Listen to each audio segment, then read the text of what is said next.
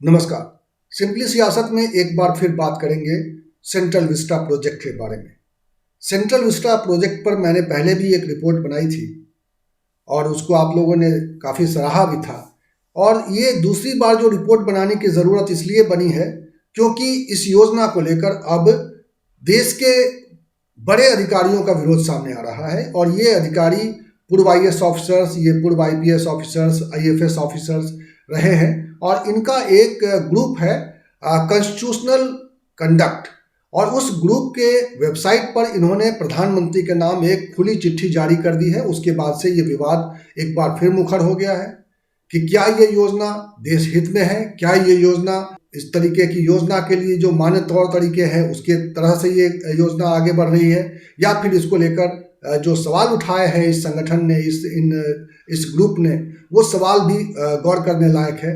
पूर्व अधिकारियों का ये ग्रुप इस मामले में भी अहम है क्योंकि इस ग्रुप में वैसे लोग शामिल नहीं हो पाते हैं जो रिटायरमेंट के बाद किसी पॉलिटिकल पार्टी के संरक्षक बन जाते हैं या किसी पॉलिटिकल पार्टी को ज्वाइन कर लेते हैं या उनके समर्थक के रूप में उसका काम करते हैं। तो इस ग्रुप में खास बात ये कही गई है कि इसमें ऐसा कोई अधिकारी इस ग्रुप के साथ नहीं जुड़ सकता है जिसकी अपनी कोई पॉलिटिकल लाइन हो। इस ग्रुप का साफ तौर पे कहना है कि हम संविधान के हिसाब से जो जनता के हितों की जो संविधान में जो व्याख्या है उस व्याख्या के आधार पर हम ऐसे मसलों का विरोध और उसको लेकर हम अपनी बात आगे कहते हैं। इस संगठन का या इस समूह का एक टैगलाइन है कि स्पीकिंग ट्रूथ टू पावर, यानी सत्ता से सच्चाई कहने की बात इस संगठन का, इस समूह का दावा है कि वो सत्ता से सच्चाई कहने की हिम्मत और ताकत रखते हैं और इसीलिए उन्होंने ये मंच बनाया है।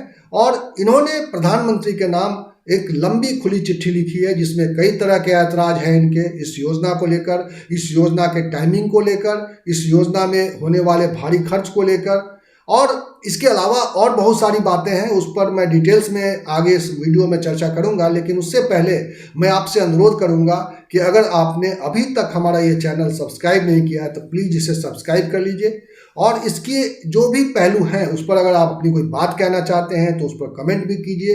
अब अगर आपको हमारा ये वीडियो अच्छा लगता है तो आप इसे अपने दोस्तों के साथ अपने ग्रुप में शेयर कीजिए ताकि अधिक से अधिक लोगों तक हमारी ये बात पहुँचे। इस तरह के संवाद को आगे बनाए रखने की ज़रूरत है, इस तरह के संवाद को बढ़ाने की ज़रूरत है। इस तरह के संवाद का दायरा जितना बड़ा होगा लोकतंत्र उतना मजबूत होगा।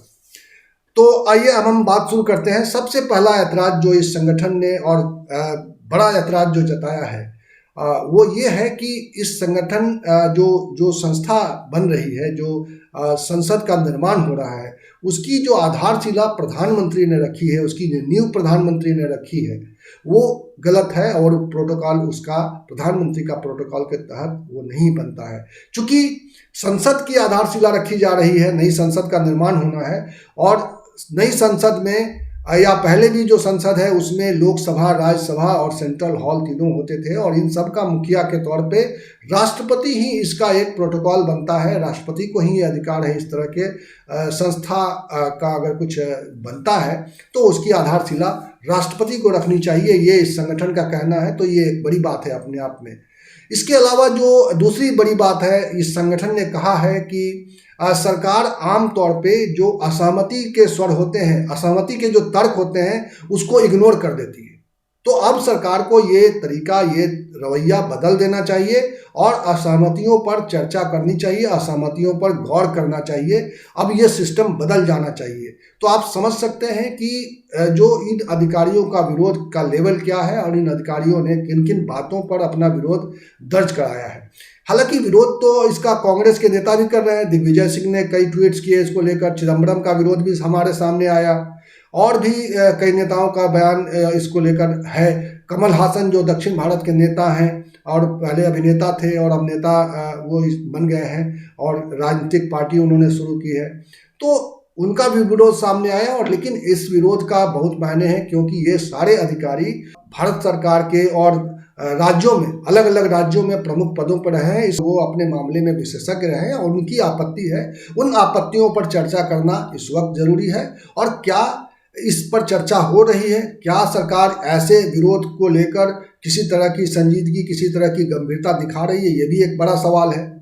तो विरोध है और उस विरोध में क्या बातें हैं। सुप्रीम कोर्ट ऑलरेडी इस तरह के विरोध पर एक सुनवाई कर रही है, सुनवाई कर चुकी है और उसने फैसला अपना सुरक्षित रखा हुआ है। और इसीलिए शायद प्रधानमंत्री ने जब इसकी आधारशिला रखने का तय किया और ये जब जानकारी सामने आई लोकसभा स्पीकर के जरिए, तो सुप्रीम कोर्ट ने इसको सुओ मोटो लेते हुए ये कहा इस पर कि आप प्रधानमंत्री आधारशिला तो रख सकते हैं, लेकिन इस योजना पर काम आगे नहीं होगा क्योंकि अभी मामला अदालत में विचाराधीन है। इस समूह ने भी इसी बात को उठाया है कि चूंकि मामला सब जुडिस है, अदालत में है, विचाराधीन है और इसके बावजूद सरकार इस पर काम कर रही है, ये गलत है और ये गलत प्रवृत्ति है। सरकार को इस पर विचार करना चाहिए। इसके अलावा जो बड़ी आपत्तियों में से एक आपत्ति ये भी है कि इस वक्त कोरोना काल में जो अर्थव्यवस्था को जिस तरीके से नुकसान पहुंचा है और हमारी अर्थव्यवस्था हिल गई है एक तरीके से, और हम इसे पटरी पर लाने के लिए सरकार अपने हिसाब से प्रयत्नशील भी दिखाई दे रही है, लेकिन अभी इसको लेकर बहुत सारा काम होना है। और इस संस्था का, इस समूह का कहना है कि इस वक्त शिक्षा के क्षेत्र में और स्वास्थ्य के क्षेत्र में ज़्यादा इन्वेस्टमेंट की ज़रूरत है, ज़्यादा पैसे लगाने की ज़रूरत है। ऐसे में ये जो भारी खर्च किया जा रहा है नई संसद बनाने पर, ये जायज़ और किसी तरह से वाजिब इसको नहीं माना जा सकता है। ये इस समूह का कहना है, जिसमें 69 मेंबर्स ने साइन किए हैं इस पूरे खुली चिट्ठी पर।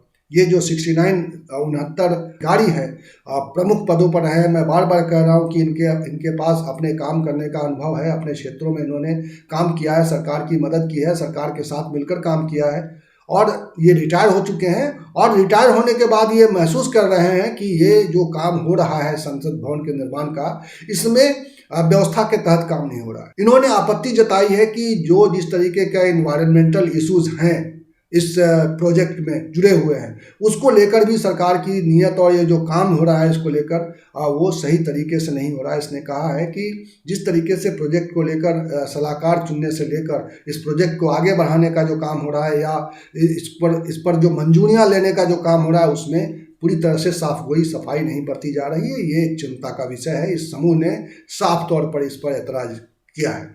इन्होंने एक उदाहरण के तौर पर पेश किया है कि 118 नंबर प्लॉट में, जिसमें दिखाया गया है कि 333 पेड़ हैं और किसी दूसरी चिट्ठी में जो दिल्ली सरकार को चिट्ठी भेजी गई है उसमें कुछ और संख्या लिखी गई है। तो इससे आप समझ सकते हैं कि किस तरह की डिस्क्रिपेंसीज जो है चिट्ठियों में, किस तरह की डिस्क्रिपेंसीज जो है इसके कामकाज में है। और इसी आधार पर इस संगठन ने कहा है कि सरकार को तत्काल इस पर रोक लगाकर इस पर दोबारा विचार करने की ज़रूरत है इस योजना को लेकर, क्योंकि इससे जो पर्यावरण के जो इशूज जुड़े हुए हैं, क्योंकि मालूम है कि इस योजना के तहत दो बड़े काम होने हैं। एक तो संसद का निर्माण होना है। संसद के जो अभी इस वक्त संसद है उसके पास में एक तिकोने आकार का जो नया संसद भवन बनना है, जिसकी लागत करीब 971 करोड़ अभी आकलन किया गया है। आप मान लीजिए कि यह 1000 करोड़ का प्रोजेक्ट है। इसके अलावा जो सेंट्रल सेक्रेटेरिएट यानी जो मंत्रालयों के जो दफ्तर बन रहे हैं, उसके लिए जो पूरा एक 10 विभागों का बड़ा सा जो 10 बिल्डिंगें बनेंगी, उसमें उसके लिए जो सारी व्यवस्थाएं बनेंगी, उस पर इतना ज़्यादा खर्च है। वो पूरा जो प्रोजेक्ट है, सेंट्रल विस्टा प्रोजेक्ट है, पूरा 20,000 करोड़ का एक बड़ा प्रोजेक्ट है, जिसमें कई सारे उसमें काम होने हैं। उसमें प्रधानमंत्री भवन, प्रधानमंत्री का अपना आवास भी बनना है। प्रधानमंत्री का अभी जो आवास है वो इस जोन में नहीं है, इस एरिया में नहीं है। तो इस तरीके से एक बड़ा काम होना है। उपराष्ट्रपति का आवास बनना है इसमें। राष्ट्रपति भवन तो ऐसा ही रहेगा, लेकिन प्रधानमंत्री और उपराष्ट्रपति का आवास इस नए एरिया में बनेगा। यानी कि ये जो नया जोन बन रहा है, सेंट्रल विस्टा जोन, इस एरिया में आ जाएगा। और इसके बाद बहुत सारी जो व्यवस्थाएं होनी है, एक लंबा इस पर खर्च है और ये अगले 4 सालों में ये होना है। 24 तक इसका लक्ष्य रखा गया है कि 24 तक ये पूरा प्रोजेक्ट कर लिया जाएगा और 2022 तक, नवंबर दिसंबर तक चाहते हैं कि 2022 में इस कम से कम संसद भवन का निर्माण पूरा हो जाए, क्योंकि देश जो है 75वीं जो आज़ादी का जश्न मनाना चाहती है, उस पर जो एक कार्यक्रम होगा वो नई संसद में हो और देश की आत्मनिर्भर संसद, जो उसका अपना बनाया हुआ संसद, प्रधानमंत्री नरेंद्र मोदी की ये आकांक्षा है। तो इस तरीके से इस पर एक नया विवाद जो है ये खड़ा हो गया। इस चिट्ठी ने एक नया विवाद खड़ा कर दिया है। इस समूह का दावा है कि इस समूह में सिर्फ वैसे अधिकारी शामिल हो सकते हैं या रह सकते हैं जिन्होंने रिटायरमेंट के बाद किसी भी पॉलिटिकल पार्टी के साथ कोई किसी तरह का कनेक्शन नहीं रखा है।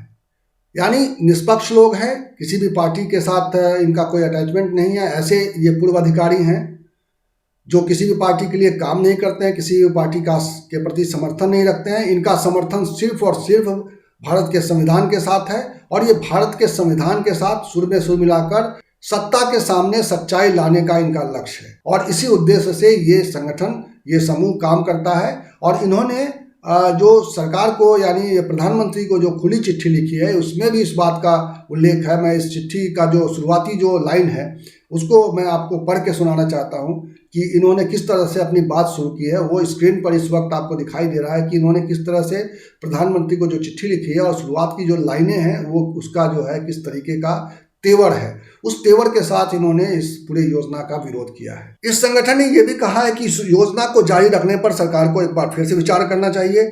और इस समूह ने जो ये ग्रुप है अधिकारियों का, इसने साफ तौर पे कहा है कि प्रोजेक्ट का डिजाइन तैयार करने से लेकर सलाहकार नियुक्त करने और उसके लिए मंजूरी हासिल करने की प्रक्रिया को लेकर तमाम तरह की जो प्रक्रिया अपनाई गई वो हैरान कर देने वाली है।